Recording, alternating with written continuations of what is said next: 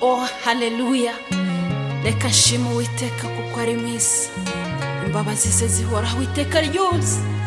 Narakubonye mwami, reka nguhimbaze nguhimbariza ahantu wakoze ibitangaza, wakoze ibikomeye. Reka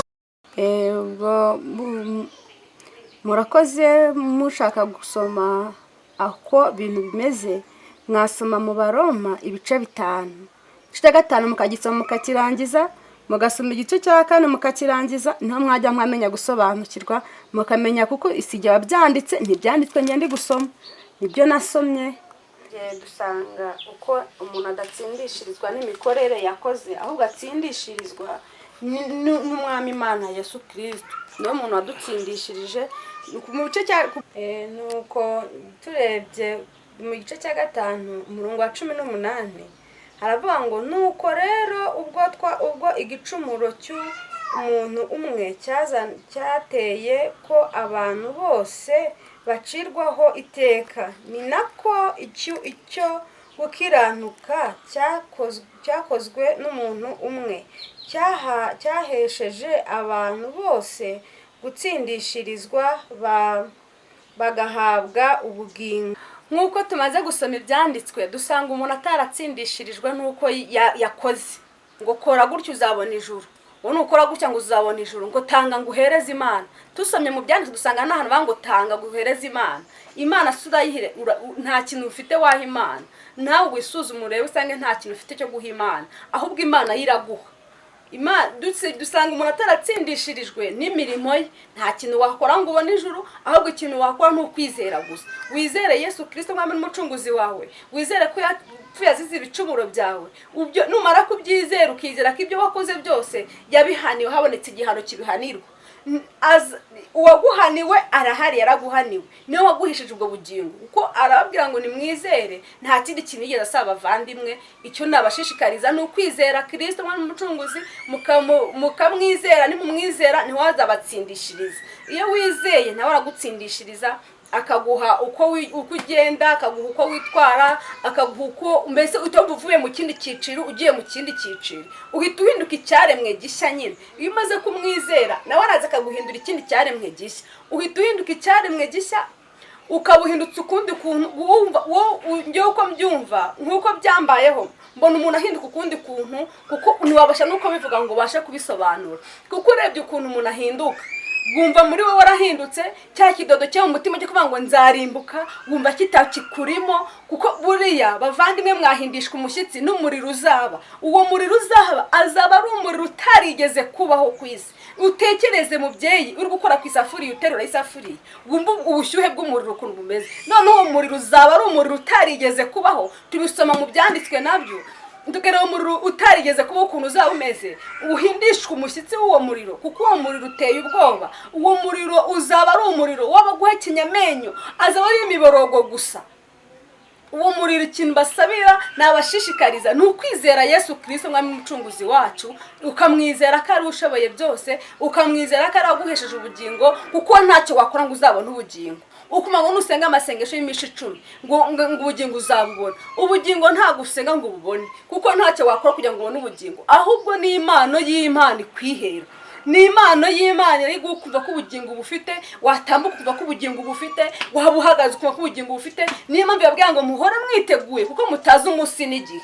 Kuko buriya ushobora kuza uri mu muhanda, yaza uri mu muhanda ugasanga imeruka irageze uri mu muhanda, imeruka igeze uryamye, ubwo utafite kwa kwizera wuzumva ko nta juru uzabona. Ariko nugira kwizera muri wowe, ukizera ko Kristo nubwo yaza uri muri toilette, uko aya magambo ameze arahisha. Nasanze ari ibintu bihisha, kuko igihe nahereye nsenga ntabwo ibintu ari bwakabimenya, ahubwo Nyagasani hari ukuntu yabimpaye.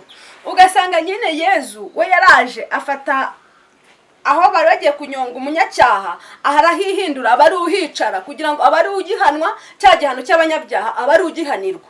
Wumve ko icyo gihano yaguhaniwe ari cyo kintu cyatumye kiguhesha ubugingo. ubwo bugingo rero nibwo dukoreramo, nibwo tugenderamo. Nk'iyo umuntu agiye gukora mu murima w'abandi, agiye kurengera umurima w'abandi, bimubuza gukora ku murima w'abandi, ugasanga ibyo ajya gukoraho ngo arengere, umwuka w'Imana ukamusanga mwana ibyo bintu gukora ntago ari byo, ubwo agahita bireka. Iyo ari umuntu ufite Nyagasani, ari ufite Yezu, nyine ntago ashobora kubikora ko nicyo kidashoboka. Nimba ari umuntu ugiye kwiba nk'amafaranga uyabonye ugiye kuyatwara, icyo gihe bitabiguhereza umutima akabwira ibintu gukora ntago ari byo, ugasanga ntago bishoboka nyine, ugahitamo guhita ugira ute ubyihorera. Ugasanga niba ngiye kwiba ku munzani amagarama ufite Kristo, ayo magarama uhita uvuga nti ibintu ntago ari byo, iryo jwi ritari kuza kandi ibintu gukora ntago bihuriye. Nta mukiranutsi ukora ibyo, nta mukiranutsi w'Imana wakiranutse. Abantu bavuga ngo ku isi ngo nta bakiranutsi bahari, ku isi abakiranutsi barahari, barahari. Ibyo ni ibintu nahamya njyewe namaze no kubona, abakiranutsi barahari. Kuko no muri ibira biratse ngo abera bo mwisi niba Imana irabikishimira gusa. Abera bo mwisi muri ibira biranditse, muzasome muri ibira muzabisangamo. Abera bo mwisi niba Imana irabikishimira gusa, bitavuze ngo mwebwe nta mwebwe muzi ko badahari, ariko barahari. Nawe uri kureba iyi video byagutera guhinduka, ukamenya ko Umwami Imana Yesu Kristo nta kindi cyamuzanye ku isi, ukamenya ko icyamuzanye ari ukugupfira wowe, ukamenya ngo icyamuzanye ku isi ni kubw'ibyaha byanjye. Byagutera guhinduka, kuko no guhinduka nk'abo bakiranutsi bahari ku isi, nawe ugahinduka muri babandi abera Imana irabikishimira. Byaba byiza nawe kurebeka kwishimira aka kanya, byagutera guhinduka, ukuba ko rwose uguye neza mu mutima wawe, ugahinduka, ukamenya ko kurengera umurima w'abandi ari icyaha, kuko ni ikintu gikomeye cyane. Kuba waba urengera mu murima w'abandi nta kindi kintu kiba mu kurengera, ni intonganya zivamo gusa. Ni ibintu by'intonganya, nta ndobo y'ibishyimbo ihera, nta kintu kihera. Muvandimwe urengera, aka kanya wabireka ukamenya gukorera Uwiteka Imana yawe. Ntago wayikora kuko niguha ibyo ukora. Iyo umaze kumwizera ntago ari wowe ukora, ahubwo we araguha ibyo ukora. Nuguha ibyo ukora, nubona ubyisanze uvuga ati ni Nyagasani, nubona ubyisanze amati byose yarabizi ko bizabaho. Ikintu cyose ukoze ugikora ubizi neza ko Nyagasani wakigutsindishirije, wakiguhaye kugikora.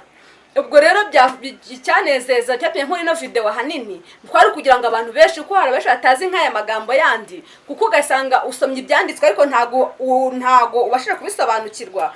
Mu by'ukuri ibi bintu ni bya bindi bavuga ngo hari ibyahishwe abanyabwenge ngo byahishuriwe abaswa, kubera ko hari aho ugera ugasanga niyo waba utarize gute, Nyagasani yaraje akaguhereza uwo mwuka wera. Uwo mwuka ntago ari ubuhanuzi, uwo mwuka ntago ari ubukindi, ni umwuka, ni impano nyine y'Imana ikwihera kugira ngo tubashe gutsindishiriza, ikagutsindishiriza, ikaguha ubwo bugingo buhoraho. Ntago ari ibintu ushaka ngo wabyiha, kuko ntago ari ikintu gishakishwa ngo ubashe kukiha, ariko Nyagasani wenyine niwe ukiguha, ukabasha gutsinda ubwo rupfu rw'iteka. Ubwo rupfu rw'iteka rero nta bundi buryo ki warutsinda, ni ukubera yuko wamara kwizera Kristo ko yakuneshereje, niho uzatsinda ubwo rupfu rw'iteka. Uzi ko ubugenda njye nahoraga ngenda kenshi nekereza ukuntu nzarimbuka, natekereza uwo muriro uzabaho, nkabona umuriro uneye ubwoba, nkavuga ni umuriro uteye ubwoba.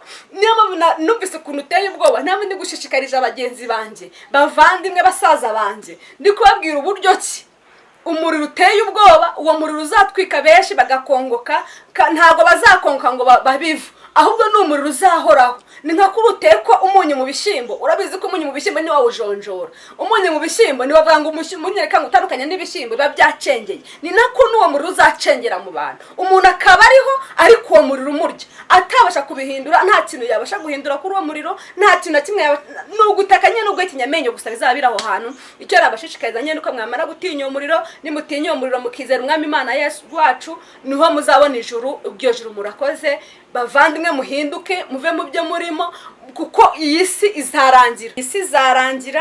Iyi si izarangira, hazabaho imiri, hazabaho kurira, hazabaho kuboroga.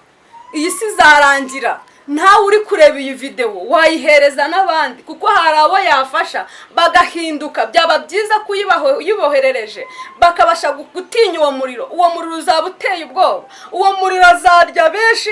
Umuntu wese uzafite kwizera wese akizera ko Yesu Kristo yamuneshereje, uwo muriro ntuzamugeraho, ndetse n'urubyaro rwe ye ngo ruzamwomaho.